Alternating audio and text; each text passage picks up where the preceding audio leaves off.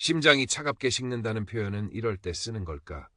어머니의 목소리는 수화기 너머에서 여전히 간절했지만 내 귀에는 비수처럼 꽂혔다. 지연아, 엄마 집 천장에서 물이 새. 이러다 집 무너지겠어. 네 아빠가 남긴 집인데. 아빠가 남긴 집. 그 단어는 언제나 나에게 복잡한 감정을 불러일으켰다. 성공한 사업가였던 아빠는 엄마와 이혼한 후 나에게만 유독 극진했다. 5살 어린 동생 혜진이에게는 눈길 한 번 주지 않았고 오직 나에게만 비싼 학원비를 대주고 유학을 보내려 했다. 엄마는 그런 아빠를 원망했고 혜진이는 이유도 모른 채 언니인 나를 질투했다. 아빠는 내가 20살이 되던 해 서울 강남의 작은 아파트 한 채를 내 명의로 사주며 말씀하셨다. 이건 내 거다. 내 힘으로 살아가되 힘들 때 기댈 언덕은 있어야지. 그리고 몇 년 전 돌아가시기 전 그 아파트를 포함한 자산 대부분을 나에게 남기셨다. 엄마와 혜진이는 그 사실을 알고 큰 충격과 실망에 빠졌었다. 그 후로도 나는 꾸준히 경제적으로 자립했고 지금은 남편 민준 씨와 아이 둘을 키우며 풍족하진 않아도 안정적인 삶을 살고 있다. 서울 강남의 깔끔한 아파트에서. 반면 엄마와 혜진이는 서울 외곽의 낡은 아파트에서 여전히 빠듯하게 살고 있었다. 엄마는 마트 계산원으로, 혜진이는 옷가게 판매원으로 일하며 벌이가 시원치 않았다. 엄마, 집이 그렇게 심해요? 나는 애써 차분한 목소리로 물었다. 사실 엄마 집 상태가 좋지 않다는 건 알고 있었다. 아빠가 이혼 후 한 번도 제대로 수리해주지 않았고 엄마 혼자 살림을 꾸리느라 집에는 신경 쓸 여력이 없었을 것이다. 하지만 엄마의 목소리에는 간절함보다 다른 무언가가 느껴졌다. 계산적인 혹은 당연하다는 듯한 뉘앙스. 심하고 말고 비 오는 날엔 물이 뚝뚝 떨어지고 벽에는 곰팡이가 피고 이러다 정말 내려앉는 거 아닌가 몰라. 네 아빠가 이 집만 남겨주고 갔는데 이젠 살 수도 없으니. 엄마는 늘 아빠 탓을 했다. 아빠가 바람을 피워 이혼했다고 했지만 아빠는 엄마의 불륜을 의심하며 혜진이가 자신의 친딸이 아닐지도 모른다고 했다. 진실은 알 수 없었다. 엄마는 재혼하지 않았지만 아빠는 돌아가시기 전까지 여러 번 결혼과 이혼을 반복했다. 엄마는 직접적으로 돈 이야기를 꺼내지 않았다. 하지만 나는 알고 있었다. 엄마가 원하는 게 무엇인지. 나에게 돈을 달라는 이야기였다. 아빠가 나에게 남긴 재산이 있다는 것을 알고 난 후부터 엄마와 혜진이는 이런 식으로 접근해왔다. 처음에는 생활비가 부족하다, 갑자기 병원비가 필요하다는 식으로 소액을 요구하더니 내 벌이가 좋아지고 유산까지 상속받은 후에는 요구하는 금액이 점점 커졌다. 나는 가족이라는 이유로, 그리고 어릴 때 아빠에게 받은 지원 때문에 엄마와 혜진이가 나를 질투하고 소외감을 느꼈을 거라는 죄책감 때문에 그들의 요구를 완전히 외면하지 못했다. 하지만 이번에는 달랐다. 집수리라니, 그건 꽤 큰 돈이 들 일이었다. 알겠어요, 엄마. 집 상태 한번 보시고 견적이라도 받아보세요. 나는 일단 상황을 지켜보기로 하고 전화를 끊었다. 하지만 엄마의 전화는 그 후로도 몇 차례 더 걸려왔다. 한 달에 한 번 할까 말까 하던 엄마가 일주일에 2~3번씩 전화를 하는 건 분명 이상 신호였다. 결국 나는 엄마에게 다시 전화를 걸었다. 엄마, 무슨 일 있어요? 왜 이렇게 자주 전화하세요? 엄마는 또다시 집 이야기를 꺼냈다. 이번에는 더 노골적으로. 지연아, 은행에 대출 알아보니 이자가 너무 비싸다더라. 너, 네 아빠가 남긴 돈 좀 있잖아. 엄마 집 수리하는데 좀 보태주면 안 될까? 심장이 쿵 떨어지는 기분이었다. 예상했지만 막상 직접적인 요구를 들으니 배신감이 밀려왔다. 유산은 아빠가 나에게 남긴 것이지 엄마나 혜진이에게 남긴 것이 아니었다. 그 돈은 내가 힘들 때 기댈 언덕으로 남겨준 돈이었다. 그런데 엄마는 그 돈을 자신들의 필요에 쓰려고 했다. 엄마, 그 돈은 제가 함부로 쓸 수 있는 돈이 아니에요. 나는 얼버무렸다. 함부로 쓰긴 뭘 함부로 써. 네 아빠가 남긴 건데. 그리고 엄마 집이 이렇게 다 무너져 가는데 얼마나 필요할 것 같냐고? 한 5천만 원이면 될 것 같은데. 5천만 원. 내 입에서 탄식이 터져 나왔다. 그건 내가 생각했던 것보다 훨씬 큰 금액이었다. 엄마, 5천만 원은 너무 많아요. 저한테 그렇게 큰 돈이 바로 있는 것도 아니고요. 나는 거짓말을 했다. 돈은 있었지만 엄마에게 그렇게 큰 돈을 선뜻 내주고 싶지 않았다. 네 아빠가 너한테 얼마나 남겼는지 아는데 겨우 5천만 원 가지고 뭘 그래. 엄마의 목소리가 높아졌다. 마치 내가 당연히 줘야 할 돈을 안 주고 버티는 딸인 양. 분노가 치밀어 올랐지만 나는 감정을 억눌렀다. 엄마, 제가 드릴 수 있는 건 최대 2천만 원이에요. 그것도 바로는 힘들고. 나도 모르게 타협하고 말았다. 2천만 원도 적은 돈이 아니었지만 5천만 원보다는 훨씬 나았다. 2천만 원? 그걸로 뭘 해? 최소 5천은 있어야 제대로 고치지. 엄마는 막무가내였다. 엄마, 더는 힘들어요. 2천만 원 아니면 저도 어떻게 할 수가 없어요. 나는 단호하게 말했다. 잠시 침묵이 흘렀다. 그리고 엄마는 마지못해 말했다. 알았다. 그럼 2천만 원이라도 보내봐. 전화를 끊고 나는 후회했다. 왜 2천만 원이라는 숫자를 불렀을까? 그냥 모른 척했어야 했는데. 이미 뱉은 말이니 어쩔 수 없다고 생각하며 남편 민준 씨에게 이 사실을 이야기했다. 민준 씨는 내 이야기를 듣고 걱정스러운 표정을 지었다. 당신 어머니랑 혜진 씨, 아무래도 당신 돈에 욕심내는 것 같은데 예전에도 몇 번 그랬잖아. 알아. 그런데 엄마 집이 정말 안 좋다고 하니까 가족인데 모른 척하기도 그렇고. 나는 죄책감에 시달렸다. 그럼 돈을 한 번에 다 보내지 말고 공사 진행 상황 봐가면서 나눠서 보내요. 그리고 돈 보낼 때도 당신 계좌 말고 안 쓰는 계좌 하나 만들어서 그쪽으로 보내고 어머니한테 쓰게 하라고 해요. 혹시 모르잖아. 민준 씨의 말에 일리가 있었다. 나는 예전에 쓰던 은행 계좌를 다시 활성화하고 일단 500만 원을 먼저 이체했다. 그리고 엄마에게 전화해서는 엄마, 제가 쓰는 계좌는 보안 때문에 바로 이체가 안 돼서요. 예전에 쓰던 계좌 하나 알려드릴 테니 제가 그쪽으로 돈 보내면 거기서 찾아서 쓰세요. 라고 둘러댔다. 엄마는 왜 복잡하게 하냐며 투덜거렸지만 결국 내가 알려준 계좌 정보를 받아갔다. 솔직히 돈을 돌려받을 거라는 기대는 하지 않았다. 그저 이 돈으로 엄마 집이 좀 나아지기만 바랄 뿐이었다. 몇 달이 흘렀다. 나는 어머니에게 약속했던 2천만 원 중 1천만 원을 보냈다. 처음 500만 원을 보내고 한 달 뒤에 500만 원을 더 보냈다.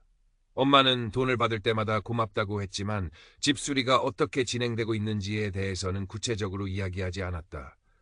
그냥 알아보고 있다. 곧 시작할 거다는 말만 반복했다.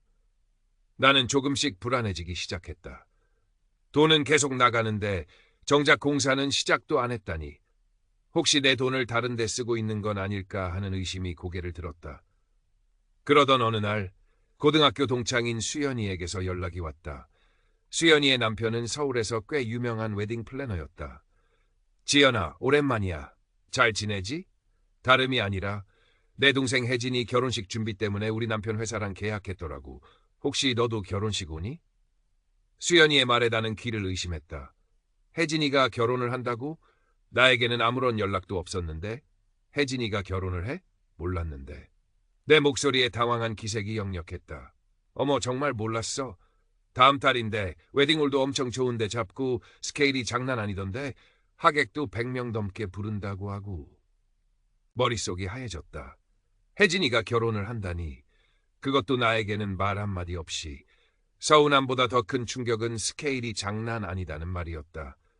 혜진이의 벌이를 생각하면 그렇게 성대한 결혼식을 올릴 형편이 되지 않았다. 순간 불길한 예감이 스쳐 지나갔다. 설마 내가 보낸 돈을? 나는 서둘러 엄마에게 돈을 보내고 있던 예전 계좌의 잔액을 확인했다. 잔액은 0원이었다. 1천만 원을 보냈는데 이미 다 인출되고 없었다. 나는 엄마에게 전화를 걸었다. 엄마, 집 리모델링 시작했어요? 제가 보낸 돈은 어디에 썼어요? 엄마는 또다시 얼버무렸다. 아직 시작 안 했어. 업체랑 조율 중이야. 돈은? 그게 이것저것 알아보고 계약금도 걸고 하다 보니. 엄마의 목소리가 떨리는 것을 느꼈다. 거짓말이었다. 명백한 거짓말. 나는 분노가 치밀어 올랐다. 내 돈을 받아놓고 집 수리는 시작도 안 했다니. 혹시 혜진이 결혼식에 쓰고 있는 건 아닐까? 나는 더 이상 참을 수 없었다. 엄마의 아파트 근처에 살고 계신 아빠의 여동생, 즉 나의 박 여사에게 전화를 걸었다. 고모는 엄마와 사이가 좋지 않아 자주 연락하지 않았지만 이럴 때는 믿을 만한 사람이었다. 고모, 저 지연이에요. 다름이 아니라 혹시 엄마네 집 리모델링 한 거 아세요? 그리고 혜진이가 결혼한다는데 고모도 들으셨어요? 고모는 잠시 망설이더니 말했다. 어머, 지연아, 오랜만이구나. 내 엄마 집은 글쎄 몇 달 전에 보니까 아주 새 집처럼 바뀌었더라. 페인트 칠도 새로 하고 창틀도 바꾼 것 같고 아주 환해졌어. 그리고 혜진이 결혼 이야기는 동네에 소문이 파다하더라. 아주 성대하게 한다고. 고모의 말을 듣는 순간 머리를 망치로 맞은 듯했다. 엄마는 아직 집수리를 시작 안 했다고 했는데 고모는 이미 새 집처럼 바뀌었다고 했다. 그리고 혜진이의 성대한 결혼식. 모든 퍼즐 조각이 맞춰지는 기분이었다. 엄마가 몇 달 전 무릎이 아프다며 수술비가 필요하다고 해서 보냈던 2천만 원. 그때도 나는 의심 없이 바로 돈을 보냈었다. 설마.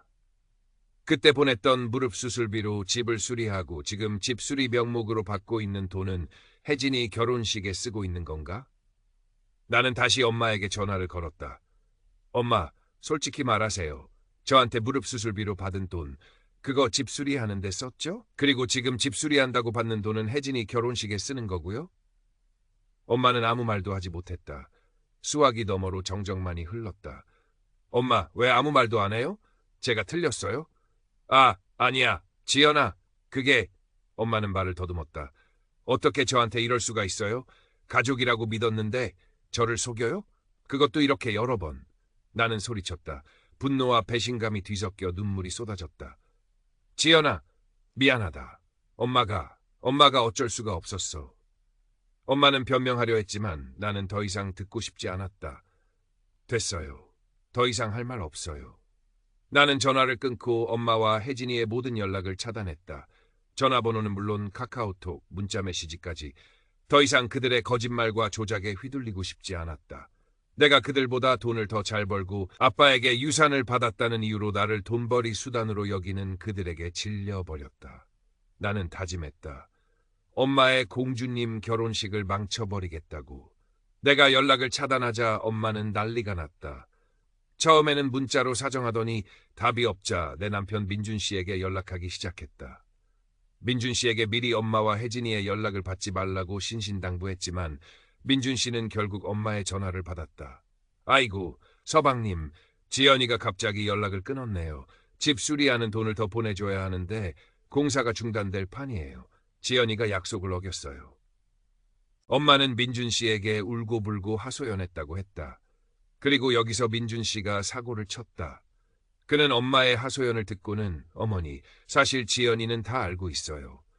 어머니가 집 수리한다고 돈 받아서 혜진이 결혼식에 쓰고 있다는 거요.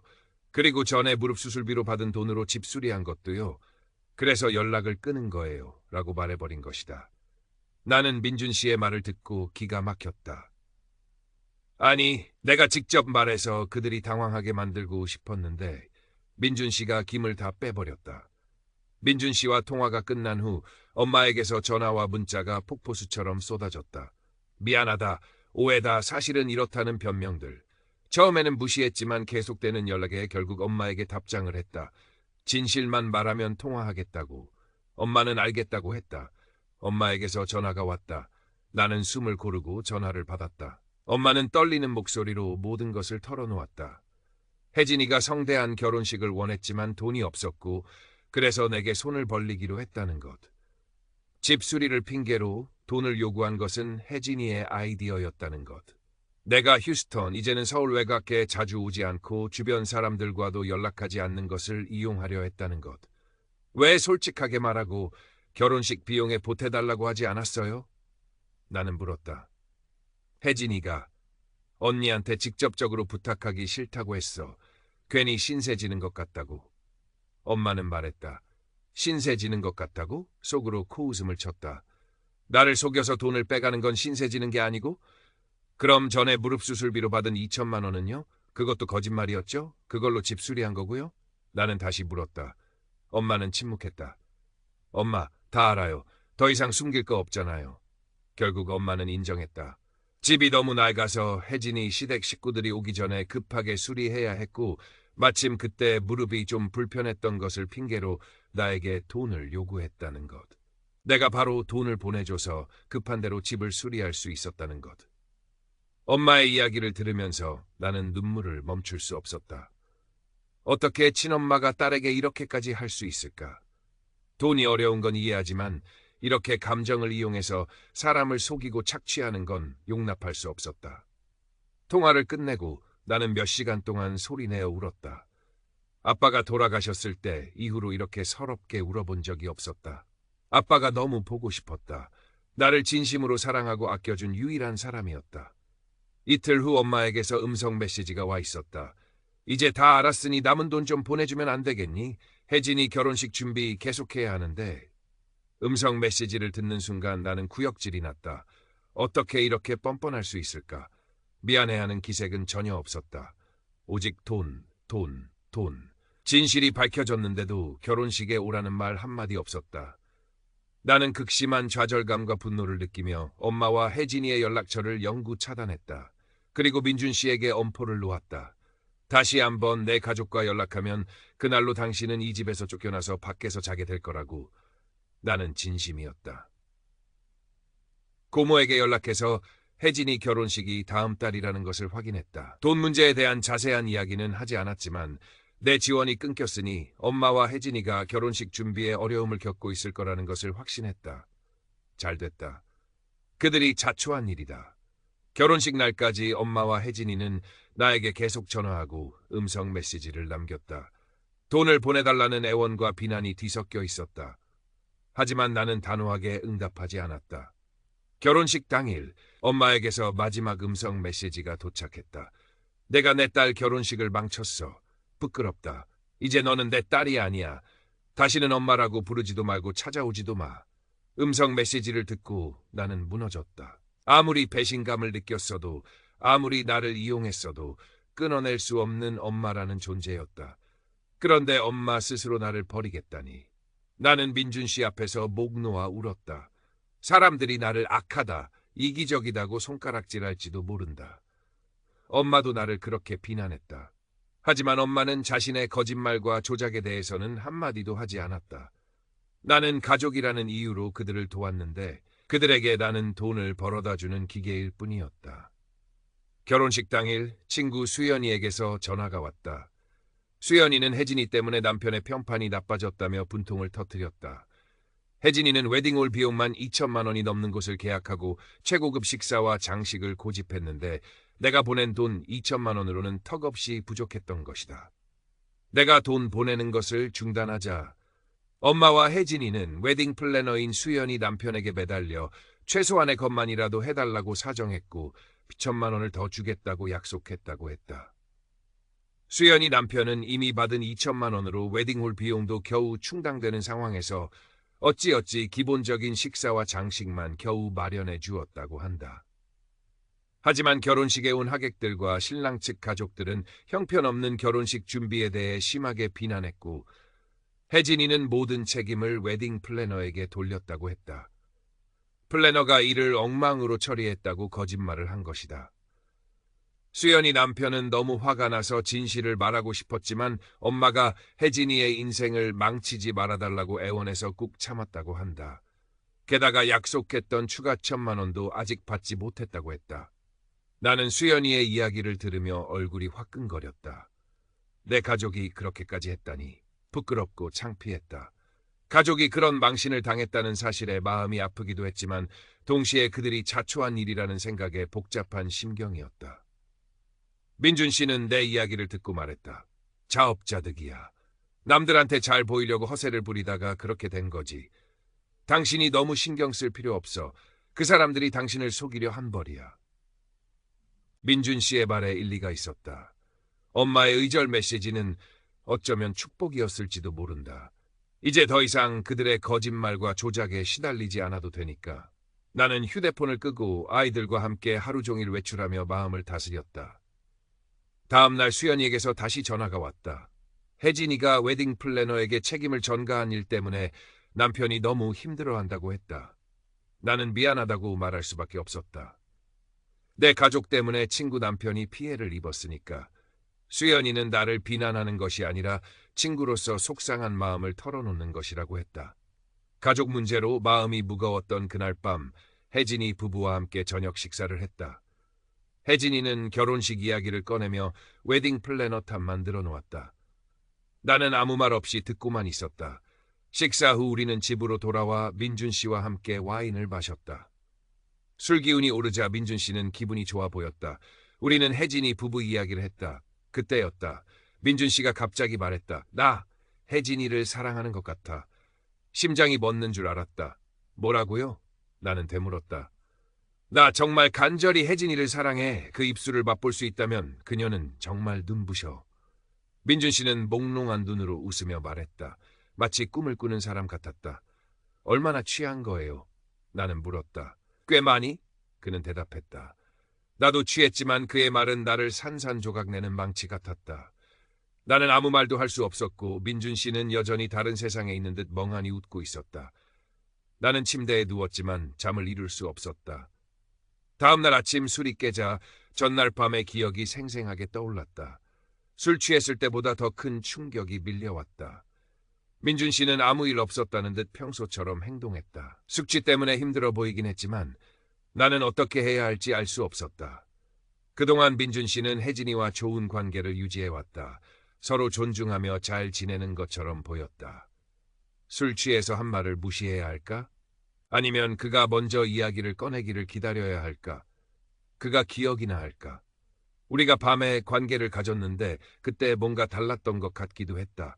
평소보다 더 열정적이고 다정했고 계속 사랑한다. 당신은 눈부시다고 속삭였다. 그때는 그저 기분이 좋아서 그런 줄 알았다. 그런데 이제 와 생각하니 혜진이는 원래 털털하고 보이시한 스타일이었는데 작년부터 운동해서 25kg을 감량하고 외모에 신경 쓰기 시작했다. 결혼식 때문에 더 그랬을 것이다. 전날 밤 식사 자리에도 몸에 딱 붙는 빨간 원피스를 입고 빨간 립스틱을 발랐는데 정말 예뻐 보였다. 우리 모두 혜진이에게 예쁘다고 칭찬했고 혜진이는 무척 기뻐했다. 내가 왜 이런 시시콜콜한 것까지 기억하는지 모르겠다. 아마 다 관련이 있을 것이다. 술이 깨고 정신이 들면 꼭 이 이야기를 꺼내야겠다고 생각했다. 술 취한 사람의 말은 맨정신일 때의 생각이다는 옛말을 믿어야 할지 말아야 할지 혼란스러웠다. 술이 이성적인 판단을 흐리게 하는 건 맞지만 술만으로 남편이 처제를 사랑한다고 고백할 수 있을까? 나는 이 충격에서 과연 벗어날 수 있을까? 그가 그 감정을 부인한다 해도 남편과 처제가 같은 공간에 있는 것을 편하게 볼 수 없을 것 같았다. 그건 결혼 생활에 치명적일 것이다. 어쩌면 민준 씨는 혜진이에 대한 욕망을 사랑으로 착각했을 수도 있다. 술 기운에 억제력이 약해지면서 두 감정이 뒤섞여 나온 것일 수도 있다. 많은 사람들이 술에 취하면 욕망을 사랑으로 표현하는 경향이 있으니까. 그럼에도 불구하고 민준 씨와 진지하게 대화해야 했다. 그 누구도 대신 대답해 줄 수 없는 문제였다. 대화를 한다 해도 이 관계를 계속 이어갈 수 있을지는 미지수였다. 만약 이 감정이 단순한 욕망이었다고 치부하더라도 나는 이 경험을 그림자처럼 안고 살아가게 될 것이다. 만약 우리가 이 관계를 계속 노력하기로 한다면 부부 상담과 개인 상담이 필수적일 것이다. Current part characters 395, total characters 1573. 이 일이 나에게 일어났다는 것이 믿기지 않았다. 옛 남자친구가 나에게 사랑해, 내 쌍둥이 여동생 이름이라고 말했던 기억이 떠올랐다. 그때 나는 내가 아니라 내 여동생인데 라고 말했고 그는 미안, 이름을 헷갈렸네 라고 했지만 아니었다. 그는 내 여동생을 사랑했다. 나랑 사귀는 건 여동생에게 다가가기 위한 수단이었다. 민준 씨와는 이 문제를 정면으로 마주해야 했다. 그가 아무 일도 없었다는 듯 행동하는 걸 보니 어쩌면 정말 기억을 못하는 걸까? 아니면 모르는 척하는 걸까? 술 취한 말은 맨정신일 때의 생각이라는 말을 나는 믿는 편이었다. 혹시 그동안 민준 씨가 혜진이에게 보인 태도 중에 이상하다고 느꼈던 적은 없었을까? 나는 민준 씨에게 돌직구를 던지기로 결심했다. 그와 마주 앉아 그의 눈을 보고 물어야 했다. 그의 반응이 모든 것을 말해줄 것이다. 민준 씨는 항상 혜진이를 좋아했다. 아니, 내 가족 모두를 좋아했다. 내 오빠들과도 친구처럼 지냈지만 혜진이를 가장 좋아했다. 우리는 혜진이 부부와 아주 가깝게 지냈고 4명이 함께하는 시간이 많았다. 하지만 혜진이는 내 가장 친한 친구이기도 했기에 민준 씨가 단순히 혜진이를 사랑한다, 아낀다고 말했다면 술김에 친한 처제를 두고 그렇게 말했나 보다 하고 넘길 수도 있었다. 기껏해야 순진한 호감 정도? 하지만 그는 거기서 멈추지 않았다. 그 입술을 맛보고 싶다고 했다. 그의 말에는 의심의 여지가 없었다. 그건 단순한 술주정이 아니었다. 깊은 감정에서 우러나온 생각이었고 술 기운에 경계심이 풀리면서 튀어나온 말이었다. 사람들은 술 취해서 멍청한 말을 많이 하지만 이런 식으로 특정 인물에 대한 사랑을 고백하는 것은 어떤 식으로든 진심이 담겨 있지 않고서는 불가능하다. 나는 심호흡을 하고 민준 씨에게 다가갔다. 할 얘기가 있어요. 그의 표정은 평소와 다름없었다. 나는 전날 밤 그가 했던 말을 그대로 전했다. 당신 술 취해서 혜진이를 사랑하고 그 입술을 맛보고 싶다고 했어요. 민준 씨는 놀라거나 당황한 기색 없이 말했다. 내가 그랬다고? 잘 기억이 안 나는데 혜진이랑 성호 씨 가고 나서 계속 마셨잖아. 나는 그가 기억나지 않는다고 말할 줄 알았다. 술 마시기 전부터 그런 생각한 적 있어요? 나는 직접적으로 물었다. 그는 잠시 망설이더니 말했다.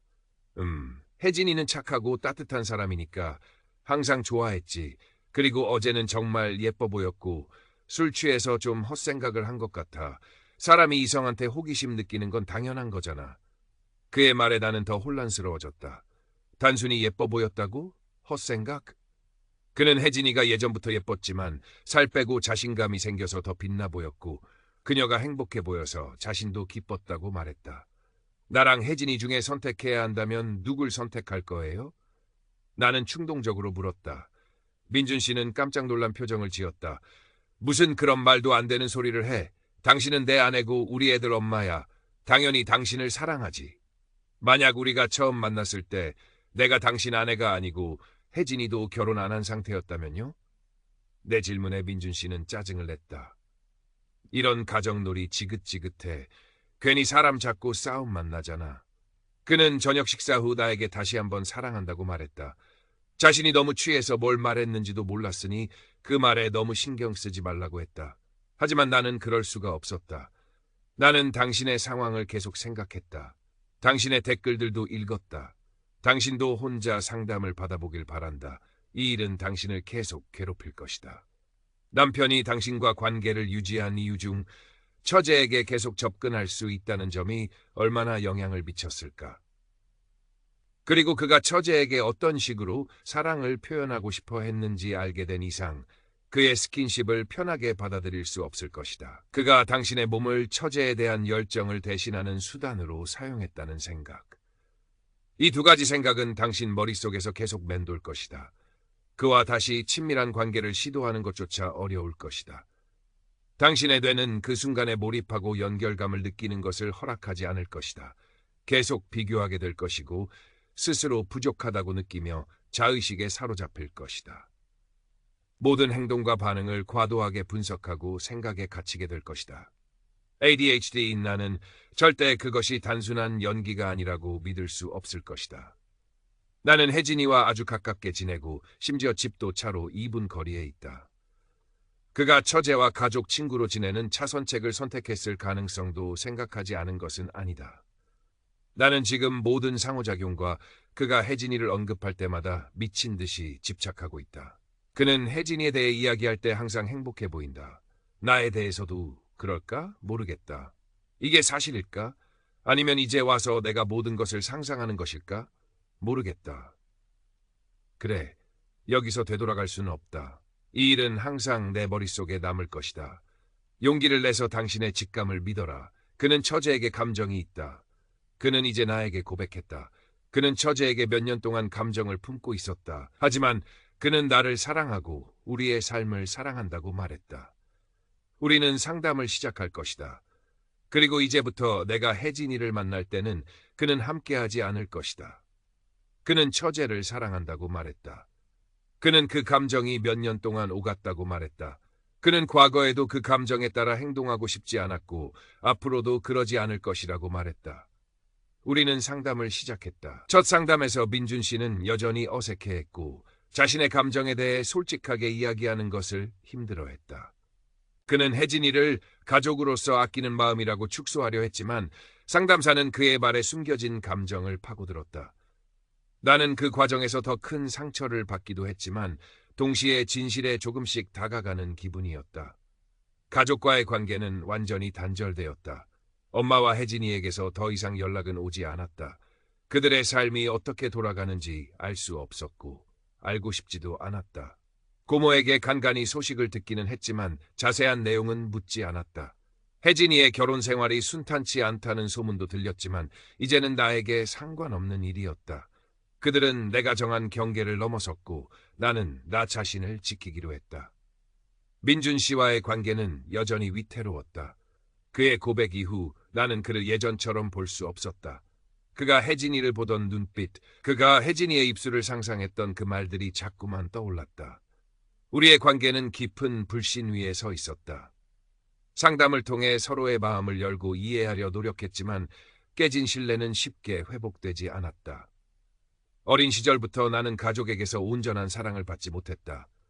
아빠의 편에는 엄마와 혜진이의 질투를 불러왔고 나는 늘 그들 사이에서 외톨이였다. 아빠는 나에게 물질적인 안정감을 주었지만 정서적인 지지는 부족했다. 그래서 나는 민준 씨와의 결혼 생활에서 안정과 신뢰를 갈망했는지도 모른다. 하지만 가장 믿었던 남편마저 나를 배신했다. 그것도 내 가장 가까운 가족인 혜진이에게 마음을 품었다니. 이중의 배신감은 나를 깊은 나락으로 밀어넣었다. 상담은 계속될 것이다. 민준 씨와의 관계가 어떻게 될지는 알 수 없다. 회복될 수도 있고 결국 파국으로 치달을 수도 있다. 하지만 한 가지는 분명해졌다.